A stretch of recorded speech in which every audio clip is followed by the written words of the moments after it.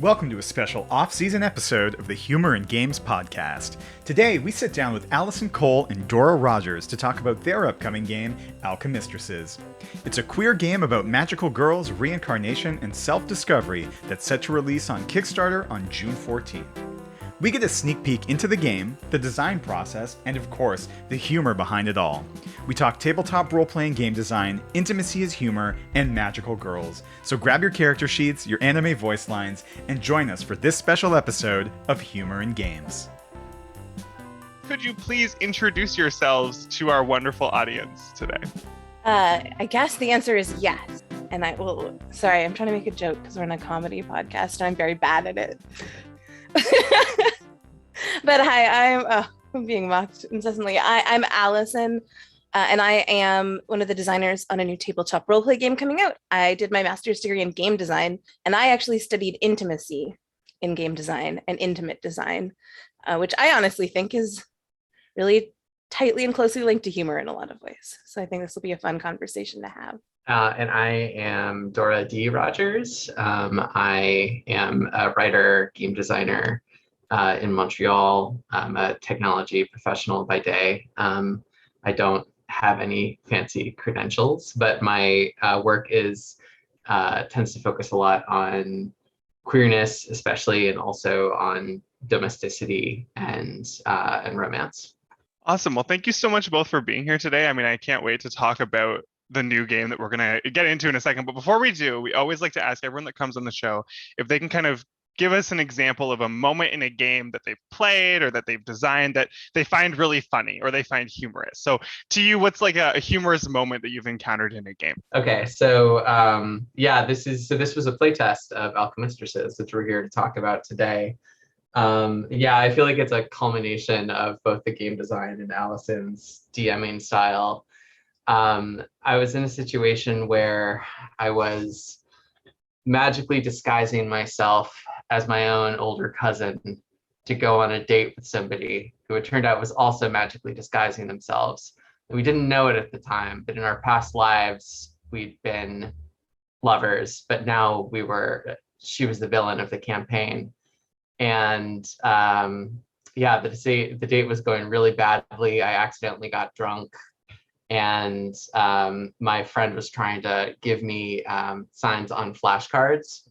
And eventually I just wandered over to my friend and went into a drunken rant, which I got to do in character. I've done some acting, and what they always say you're supposed to do is try to speak as though you're very sober and enunciate very clearly to perform drunkenness. So I got to get really into it and just ended up, being like, hey, you're a really good friend while the date was still going on. And she kept going, don't let me go home with her, though. I know she's evil, but don't let me go home with her. Yeah, so that's a little taste of what Alchemistresses can be like. I think that was in your game trailer. Wasn't that in your game trailer as one of the... My favorite moment of all time that has ever happened. Yeah. Why, yes. She uses it. She uses that story for everything. I got Dora to write some copy for a podcast, and she wrote it, and I'm like, it doesn't have the Cheesecake Factory in it. I won't accept it. And as a Canadian, I've never been to an actual Cheesecake Factory. So they are these places of lore. So I think we've talked and thought a lot about like humor and mechanics since we knew we were going to be on this podcast. And I have a friend who is just the funniest human of all time. And so I was like, I don't think I've ever read like a explicitly humorous game, or like what are explicitly comedic mechanics. And then I was like, oh no, we designed a game where the players can only communicate with the GM through raccoon noises, both in and out of character. So like if you're trying to tell the GM what you're doing, like if you're trying to be like, I want to like hit him with a sword, you have to do it completely in raccoon noises and miming. And it's like one of my favorite things. I've never played through a whole game, but Dora has started like coming into the room sometimes and just being like, and I have to try and guess what she's trying to tell me to do. And it's like the raccoons have to like convince someone to give them a line of credit is like one of the campaigns in Rated R for Raccoon. So it's that kind of vibe. No, that's amazing. And I'm really glad that you made the sound for me because I was definitely going to try to make you give some raccoon sounds for the audio. Um, so that was a game that your friend made that you were a participant in. Just to check. Yeah. That's, I guess, part of the thing about doing a master's degree in game design is you play all of these games that no one knows about or even will sometimes get the chance to know about. This is something I did with a friend. Um, Yeah, you were a designer on that. it was for a game jam. There was a I can't even remember what it was, but there was I think a dating sim called Trash Friends about raccoons. It's a video game, which I also think falls probably hard into the comedy genre. And we're like, oh, wouldn't it be funny for this jam? We made a TTRPG version of that game, but you could only talk like raccoons. So that's like where that came from. No, that's amazing. I kind of want to go hunt for it now and see if I can pull up a version to play. And part of this is like, what does humor kind of mean to you in the work that you're doing? And the examples that you both gave kind of hint at like social humor and TTRPGs. And is that kind of the common form of humor that you engage with, or how do you kind of see your work in relationship to humor in game design? So I'll give this a start. And a lot of my personal creative and artistic work is in TTRPGs. Yeah, that's where a lot of my work is. And that's, I think, where a lot of I'm quoting, the funniest stuff I've done is. I think that I lean into that. So the social, I say playfulness, that's all games are playful, but the like lighthearted playfulness in social design. I lean into genres that are kind of funny. I love bad reality TV as like a touchstone for everything I do. And so I think that also comes into my game design pretty intensely. Yeah, I was thinking about this a lot because I think that my work, I think, is not usually, I definitely wouldn't call it comedy, although I think it can be funny. I think that actually working with Allison can curb some of my impulses to always be super dramatic or else to be kind of syrupy. But like that said, I deal a lot with romance in my work. I deal a lot with like social situations, like very cozy domestic situations. And I think that all of those, like, you have to express those through humor sometimes, right? Because that's just how people actually live, like when you are comfortable, when you are with people you care about or that you're comfortable with, like humor is, you'd rather be laughing than crying usually. So humor is something that comes out naturally. Well, I think that's the beauty of a tabletop role-playing game where you have everyone kind of around the table. And I mean, that's the game that we're talking about today. And correct me if I'm wrong that you're not classifying it as a tabletop role-playing game. But as I've read, it's Alchemistresses. And as you write, it's a queer game about magical girls, reincarnation, and self-discovery. And perhaps you can kind of explain why you chose kind of those three things to describe the game for us.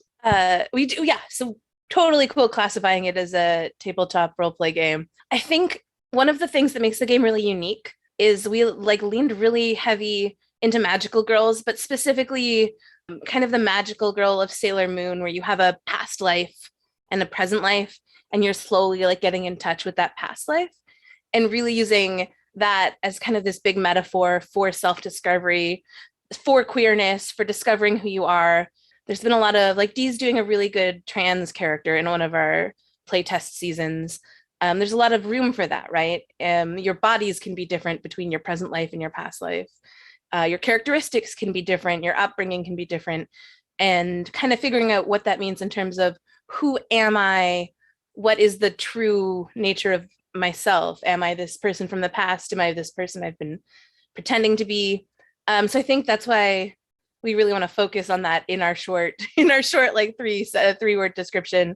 We put queerness in there sometimes. It got me banned from making Facebook ads, though, I think, allegedly. I don't know why I got banned. No reason that I know, except possibly that one. But those are all kind of really important themes in the game.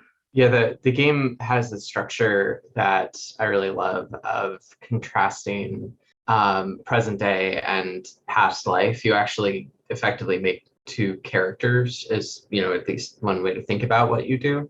And I think what we've found in playtesting, especially in longer form play, is that the past life acts as this constant goad to like the present life self. I feel like I'm sounding very academic all of a sudden, but there's this constant contrast with like, what choices did I make in the past? Who was I then? In what ways do I want to be more like that? In which ways do I not want to repeat the same mistakes that I might have made? Yeah, so I think like the self-discovery is definitely something that comes through really clearly for me. And then like the queerness, like I imagine that would depend a lot at who is at the table, but I think that there's a ton of room to explore it. And it's something that I've seen a lot of people, it's something that I did immediately. It's just like, I'm definitely going to play a character who is trans and sort of figures that out by seeing their past self. But we've since seen, like, I've seen other players spontaneously come up with the same concept. So it's, yeah, there's a lot about, a lot of room for identity and exploration in that mechanic. My favorite past life, present day pairing was past life soft boy, present day mean girl. So the character was getting all these memories of being a soft boy when they were like the popular girl at high school. So. I mean, I have a lot of questions about the game and how it fits into the tabletop genre. But before we do that, I mean, you've mentioned on Twitter and even in the game's description how it's kind of been a passion project for you, Allison, and then perhaps as well for Dora. And can you kind of speak to that relationship that you both have to this game and kind of what it's come out of and where you kind of see it going? I'll start, and then I will set Dora up again, as is the way. But this is a game that is actually probably the first tabletop roleplay game I started designing ever. And I've been making games for almost 10 years now. And so it was like eight-ish, maybe 9, because time keeps passing, that I started doing this. And it was just going to be at the original session we ran it. I still have the character sheets from it. We have one person, our friend Jess, who's actually played in every iteration of this over the last 8 years. And so I have like 6 or 7 copies of their character sheet with each major change. But it was like a Fate mod, because I had just been introduced to how to build characters in Fate, and I really loved the web of personal entanglements at the beginning. At least in the session we played. I've only played a couple times, so I don't want to claim to be a Fate expert, but just this way that you kept tying your characters to other characters, these dramatic ways. And then I loved the idea of being 2 people, and when you flipped a character sheet, you would change like who you were. And so that started, and then I just kept working on it in the background for years. And I went away and I got a master's degree, and I would come back on Christmas breaks. And Michael Marcotte, who is the other designer who's been working on it for 8 years, and I would like meet up in a cafe or diner when I was back from New York on Christmas, and we would just continue to work on it. And I've seen, this is like really, I guess, I don't know, self-indulgent, but I've seen people play it and really love it. And that makes me love it more, right? And every time it gets a little better and I see people enjoying it or expressing how it let them explore things or what it made them feel or how much they enjoy it, it's been like a passion of mine. And I dragged Dora into that. Well, dragged is strong. Was that my setup? Sorry. Oh, that was your setup. That was such a good setup. I know, we're great. But Allison is almost a compulsively collaborative designer. I'm very like inclined to keep things close to my chest, and I don't want to show people until they're ready. And I can be, I think Allison can attest, I can be a difficult collaborator sometimes because I get very attached to what's important to me about a project. We like yelled back and forth for almost, like one of the biggest fights of our relationship was whether to left align or center align text in a zine RPG that Dora had made. Like biggest fight of our relationship. I won that fight for the record. But yeah, so I think that both like I think a big reason why this is, I think, so personal to you, Allison, is that like long relationship with Mikey, but also, it would seem sort of inevitable when we got close, because it's something that you spend so much of your time on, and you're just going to inevitably, the way that you design is to turn to somebody nearby and say, what do you think of this? I can't think of a better way to do this. Or just to, like, we would do play tests, and then you would say like, hey, I'm going to use that sort of GMing tool that you used and bring it into the game. So yeah, I think it's pretty unique to the way that you design. Yeah, a lot of it honestly is what a good DM Dora spent. There's been like, I just did the math in a tiny calculator on the side, like over 300 hours of play tests of this game. over the years. And Dora's run a fair number of those. And I'd be like, oh, this thing you did was really smart. And I think I would like to write it into the structure of the game. And so I did that enough times that I'm like, you're a designer on the game now. So now you get all the responsibilities that come with that. Now, I was going to ask a question about text alignment, but I realized that that's going to get into a whole thing. So I'm going to just jump into a different kind of trajectory, because we've talked a little bit about how this is a queer game, or at least that's a label that we're putting in relationship to it. And we've talked in the past on the podcast about queer games and kind of finding their own communities, finding their own collectives. And so where do you see the audience for a game like this? Is it for a general TTRPG audience? Do you have like a more niche group in mind? Who is the audience that's going to be playing Alchemistresses in your head? Well, we just bought an ad spot on a queer TTRPG podcast fest, so that kind of gives a strong idea. I think that's the group that I've designed for. But another thing is that I think there are also really smart mechanics in this game that I am proud of, as like, don't want to use the F word, but like a formalist game designer who likes rules in specific ways. I think there are also those kind of mechanics that I'm proud of. And so I'm hoping that it will appeal to a larger audience as well. And I get a chance to talk about that as well. Like, my passion is that Sailor Moon-y queerness, but I'm like, no, I've made an interesting health mechanic that I think is interesting, or like the way that you gain memories from your past life, I think is interesting. So I hope there's a large community for it, but if only one person loves it, I really hope it's a gay Sailor Moon loving person. I love that, and I do think the audience is going to be more general than just the one gay Sailor Moon loving person, because I know that more than one person who is gay loves Sailor Moon. So you already have a few there. You may have lost a lot of people just now when you said formalist, though. You should really be careful about that. I can tell I'm on a podcast with a bunch of academics. I mean, we can always cut that out too, but no, it's great. Never want to be on record as a formalist. But in this line of thought, like, are there any concerns that people kind of outside of who you're designing for would pick this up and have reactions to it? I know that some people who are designing queer games are very like hesitant around some of the content that they put out into the public eye. Is that a concern that you have around kind of the title that you're making here, or not at all? I would say not terribly, because I have this experience that people read things the way they want to read things.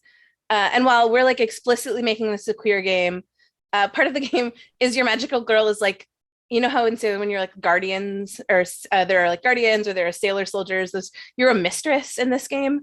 But we do a very good note of making about like what it means and what the gender of a magical girl is, and like what it means to be the mistress of something. So we do explicitly put those things in, but I don't think I have any. Yeah, I don't have any reservations about negative reactions to that. I think maybe it feels like there's a little bit of built-in safety to the fact that it is like a magical girl game. Yeah. There's something innately feminine about that feels like it just won't be interesting to people who would deeply not get it. And I think it's also like, I feel like it would be interesting to see it played in like a way that wasn't queer at all. It would genuinely be interesting.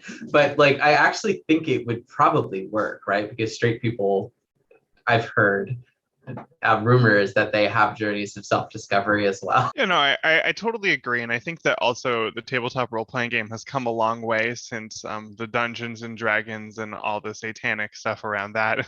Satanic in air quotes, but people can't see that in a podcast. And so I think it's going to have a wonderful audience and reception.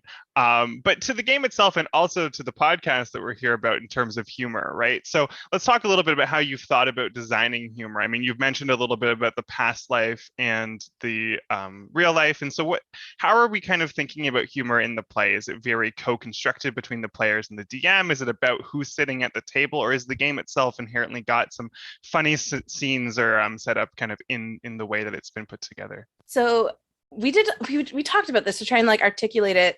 The game always ends up being humorous in some way, and I think it's not like built in mechanically like in R for Raccoon, where you have to talk like a raccoon, but I think a lot of it is from the genre.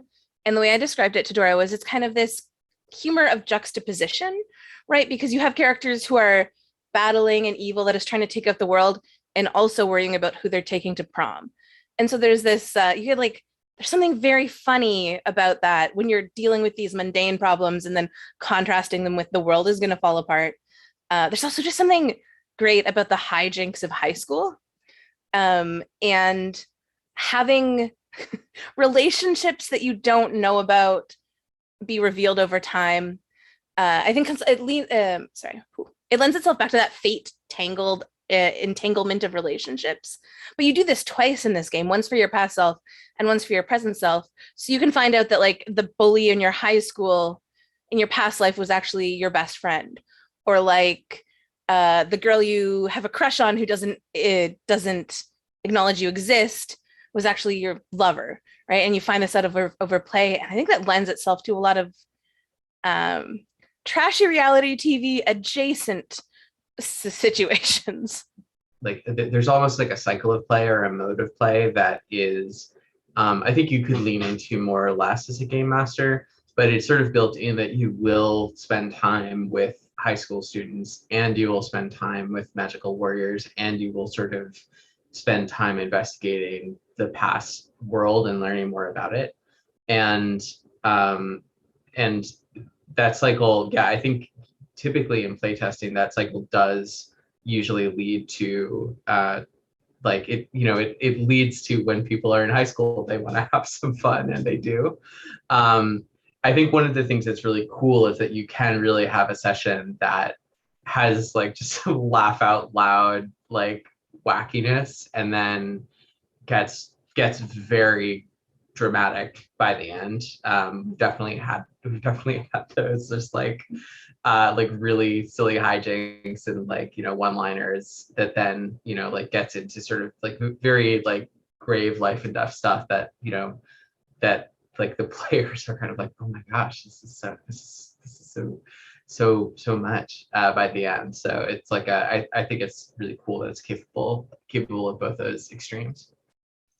I think that's the piece that I want to kind of come back to, because this season we've been talking with LARP designers, we've been talking with some other people in the board game world, and when it comes to TTRPG, there's this really interesting space where humor is like co-created, but it really does depend on kind of who's at the table. And so you were saying that you'll have these sessions where you have like these, you know, hilarious hijinks going on, and then these very deep, serious tones. And I'm wondering how you think about designing that kind of juxtaposition into the game. So it's been really useful for me to do season-long playtests. So the game takes place over one season of a magical girl anime. And so we've done a lot of the like first couple episodes of the season. But we actually have an episode guide that you don't have to follow, but it's for the GM. And it's like, this is the structure of a magical girl season. Like, oh my God, you find out who you are, you get a magical pet. We do a filler episode. There's an episode guide episode for like, you go to the beach and there's a lot of fan service, and it doesn't advance the plot at all. Like we have an episode guide that goes over that. And GMing that has helped me write the rules more, because it helps me curate play. And when you just write the rules and then you get to see how people play, and you're like, oh, maybe I can structure this a little more to direct it towards comedy, or to direct it towards lighthearted play. And I can structure this a little more to direct it towards drama. And so I think we've tried to follow the trail that our playtests have set forward for us, where we do make those high school moments lighthearted. And it can be played other ways, but a lot of it is through play examples, right? You're in the rulebook and you're like, oh, here's an example of the type of drama you might want to put into this high school bit. Oh, there's a test you have to study for. The mathletes are competing at the school across town. Your crush sent you a Valentine and you didn't send them one. And now there's like, by putting those examples of play, I think you can curate it in a slight way, but it definitely is through that co-creation. And I like Doris said, I'm a terminally collaborative designer. So every time I play the game, I see something and I'm like, that is smart or genius. And I don't have to put it all in. But as a designer, what I look at is like, how can I try and curate this game so that things like that happen more often? Not that exact thing. And I love the hijinks. So the whole thing has been me trying to structure it so that you get to be like ridiculous anime high school students. And then you get to like find out that you died a tragic death. Dora was mentioning one episode where in our season, they had to all watch their past selves die, because you do these flashbacks to your past life and you witness what happened. And they like watched themselves die. And so like going from, I can't remember what the everyday hijinks that episode was, Do you? But going from like being drunk at the Cheesecake Factory. It was the scavenger hunt. Oh. Very good hijinks. Going from like that episode was a senior scavenger hunt at the end of high school. So like going from convincing people to go skinny dipping with you for 15 points on a scavenger hunt to witnessing your past self die, being killed by like a god. I think. But it's really fun. No, seriously. The thing I want to add to that is I think it also comes back in terms of like how you curate or like set people up for that co-creation is I think that like the web of entanglements is also really important. The thing in that episode, right? There was two of the really funny things that happened in that episode, or are the examples I was thinking of, which is that so my character in that game, Allison's running it, I'm playing, has in the modern day has an entanglement with another character that we're best friends, even though we're sort of an odd couple. Like I'm a jock, she's a nerd. And I also have a romance with a different character in our past lives that I don't know about until we start playing. And both of those just like came to the fore really hilariously in different ways, right? Where we were for the scavenger hunt, we needed a picture of people kissing, and I ended up kissing my friend, and it was just sort of like the dialogue was like, I'm not attracted to you, as you know, nor I to you. And it's just like it was also just like a perfect character moment. Nor I to you is such a nerdy thing to say. But and then like simultaneously, me and my lover in a past life were sort of tiptoeing around like, wait, what does this mean to us in the present? And just continually meeting up and it being really awkward. And it just kept happening in that game. Sorry, you can cut the next part out if you want. But what Dora is tiptoeing around is that the scavenger hunt item was that you got 100 points if you could receive oral sex in the city's bell tower. So that was what her character and this other character were dealing with, while they were also dealing with the fact that they were lovers in the past life. But we literally ran into each other while we were separately trying to fill the condition, and it was really weird. And so that condition, that's a condition that the GM had in the book, or is it one that came out through kind of the story that was being told by the player actions? That was my GM prep. But it's one of the example situations that's in the guide. It's like something dramatic at the end of a school year, like a senior scavenger hunt. I did not come up with that item. I just literally pulled an actual scavenger hunt from a high school senior class. Kids these days. Kids these days. But the exact details were created by the GM, but the kind of like the overarching situation are play examples that we're hoping to put into the book. I love that. I have a feeling we're going to be keeping that example in, just because I think it really does tie into that nature of like what's being prepped and what's actually being done, and how does kind of humor kind of come together in those spaces, which I think is really wonderful. And so as we're kind of coming to the end of our time here, I'm just going to bring us to a final question on the game is set to release in June. And so with that release, you probably have some nerves, but also some excitement. What kind of are your hopes for this game as it goes out into the world and finally leaves your designer hands? Gosh, I just want people to love it. Like Dora and I made one other game called Denial and Yearning, and it's about writing a trashy lesbian romance novel. And there was like one person on itch.io, like it has a bunch of reviews, but like one person left a comment. And it was just like, this is the best thing. It's the cutest thing. I play with my girlfriend. And I just that's all I want. So many of those. I mean, one is wonderful. But I just want people to be able to, like, it's a thing I've had for 8 years. And I've run so many playtests of it, and I've seen so many people enjoy it. I'm also excited to see what other people do with it. And then also the positive comments they leave after they do those things. Can I say I'm a sucker for external validation? Yeah, I want people to love it. I want people to make lots of fun self-discovery, like realizations while playing. That's too grand, but that's kind of my dream. I mean, I think, the game was not some significant design changes happened after I got involved in the process, but it had taken sort of a recognizable shape by the time I joined. And it's just the kind of game that I love. That's about exploring identity while having opportunities for adventure, as well as like a lot of internal experiences. It's just something that I'm really drawn to. Like my most influential game, my own work, is Monster Cards. So a real sucker for that kind of stuff that uses a framework that's sort of like fantastical and adventure oriented to explore interior states. So, as soon as the first time I played this, I really loved it. And I think a lot of other people will too.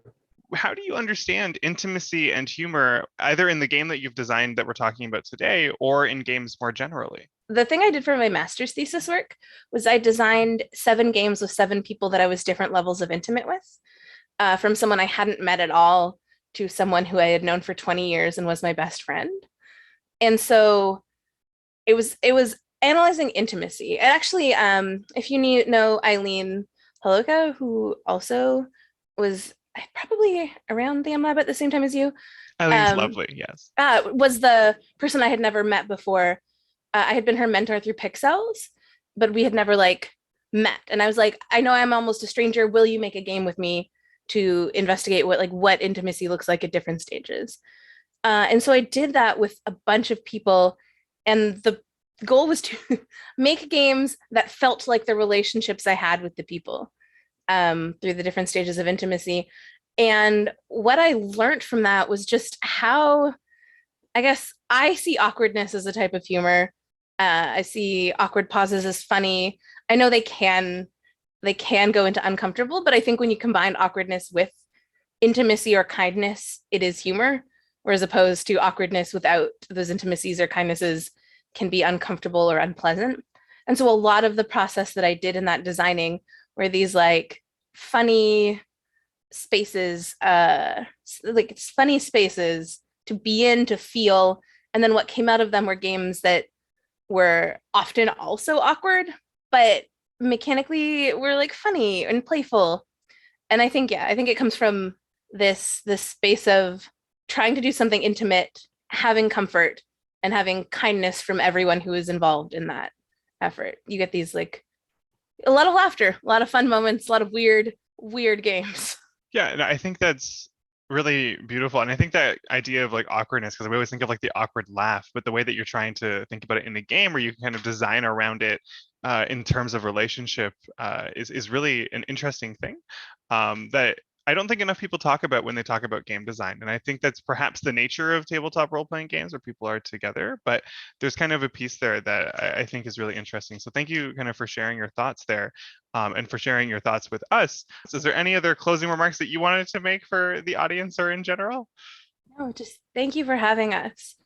It's really appreciated. We're very excited to get this terribly anxiety-inducing Kickstarter up and going. I just realized that there's a very funny mechanic that we didn't mention that should at least just get a plug here at the end, which is that you have to, when you transform, you have to come up with the transformation phrase, shout it out, and also do a pose. So yeah, you're not allowed to flip your character sheet until you do the pose. Forgot about that one. So in short, play our funny game.